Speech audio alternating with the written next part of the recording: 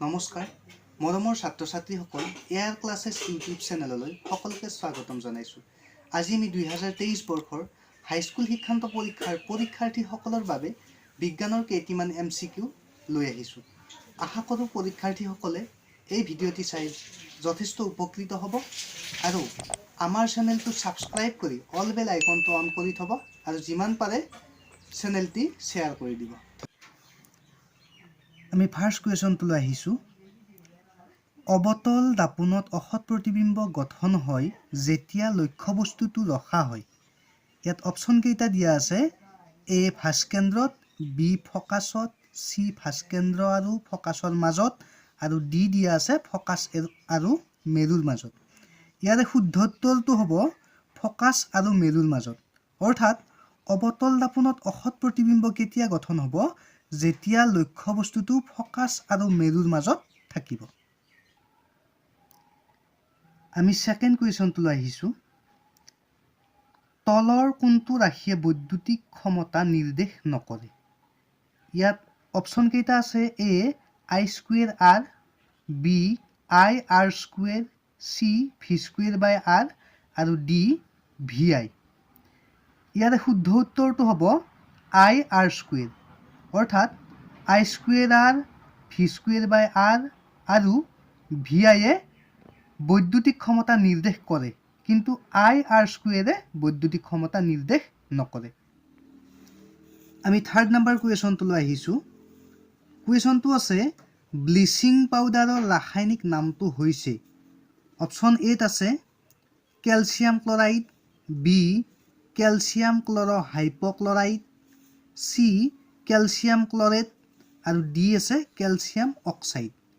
গতিকে ইয়াৰ শুদ্ধ উত্তৰটো হ'ব কেলছিয়াম ক্ল'ৰ হাইপ'ক্লৰাইড। 4 নম্বৰ কুৱেশ্যনটোলৈ আহিছোঁ। কুৱেশ্যনটো আছে সবাত শ্বসন সম্পন্ন হয়। অপশ্যন এ আছে মাইটকণ্ড্ৰিয়াত, বি আছে ক্লৰ'প্লাষ্টত, চি কোষ কেন্দ্ৰত আৰু ডি আছে কোষ প্ৰৰসত।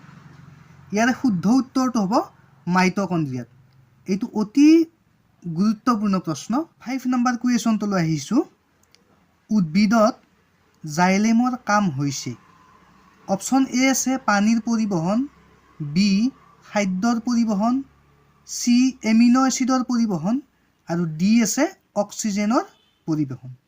ইয়াৰে শুদ্ধ উত্তৰটো হ'ব পানীৰ পৰিবহণ। 6 নম্বৰ কুৱেশ্যনটোলৈ আহিছোঁ। কুৱেশ্যনটো হৈছে মৌল এক্সে HCl2 সংকেতৰ ক্লৰাইড গঠন কৰে। ই উচ্চ গলনাংকযুক্ত এটা গোটা পদাৰ্থ। মৌল এক্সে তলৰ কোনটোৰে সৈতে একেটা বৰ্গত থকাৰ সম্ভাৱনা বেছি? ইয়াৰে অপশ্যন কেইটা আছে। এ নম্বৰ ছ'ডিয়াম, বি নম্বৰত আছে মেগনেছিয়াম, চিত আছে এলুমিনিয়াম আৰু ডিত আছে চিলিকন। গতিকে ইয়াৰে শুদ্ধ উত্তৰটো হ'ব মেগনেছিয়াম। 7 নম্বৰ কুৱেশ্যনটোলৈ আহিছোঁ। কুৱেশ্যনটো আছে বৰ্গ এটাত ওপৰৰ পৰা তললৈ মৌল এটাৰ পাৰমাণৱিক ব্যাসাৰ্ধ ক্ৰমান্বয়ে অপশ্যন এ আছে একেই থাকে, বি বাঢ়ে, চি কমে আৰু ডি আছে ওপৰৰ এটাও নহয়। ইয়াৰ শুদ্ধ উত্তৰটো হ'ব বাঢ়ে। এইটো অতি গুৰুত্বপূৰ্ণ প্ৰশ্ন। আমি 8 নম্বৰ কুৱেশ্যনটোলৈ আহিছোঁ। কুৱেশ্যনটো হৈছে তলত দিয়া ধাতুকেইটা সক্ৰিয়তাৰ নিম্নক্ৰমত সজালে পাওঁ। এ নম্বৰত আছে magnesium greater than zinc greater than iron greater than silver. B নম্বৰত আছে magnesium greater than zinc greater than silver greater than iron. C নম্বৰত আছে zinc greater than magnesium greater than iron greater than silver. D নম্বৰত আছে zinc greater than iron greater than magnesium greater than silver. ইয়াৰে শুদ্ধ উত্তৰটো হ'ব magnesium greater than zinc greater than iron greater than silver. 9 নম্বৰ কুৱেশ্যনটোলৈ আহিছোঁ। কুৱেশ্যনটো আছে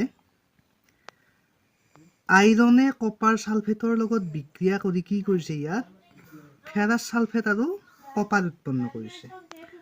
এই বিক্ৰিয়াটো এটা কি বিক্ৰিয়া? ইয়াত অপশ্যন কেইটা আছে। এ সংযোজন বিক্ৰিয়া, বি বিযোজন বিক্ৰিয়া, সি অপহৰণ বিক্ৰিয়া আৰু ডি আছে ডি অপহৰণ বিক্ৰিয়া। ইয়াৰ শুদ্ধ উত্তৰটো হ'ব অপহৰণ বিক্ৰিয়া।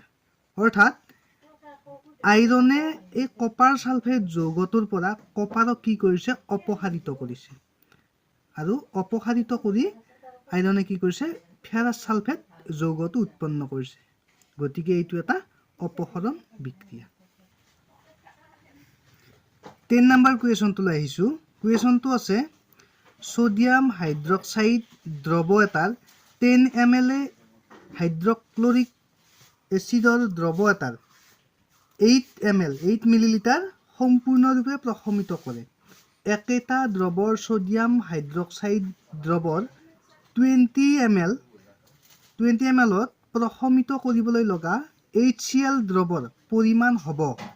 ইয়াত অপশ্যন কেইটা আছে A 4 ml, B 8 ml, C 12 ml আৰু ডি আছে 16 ml।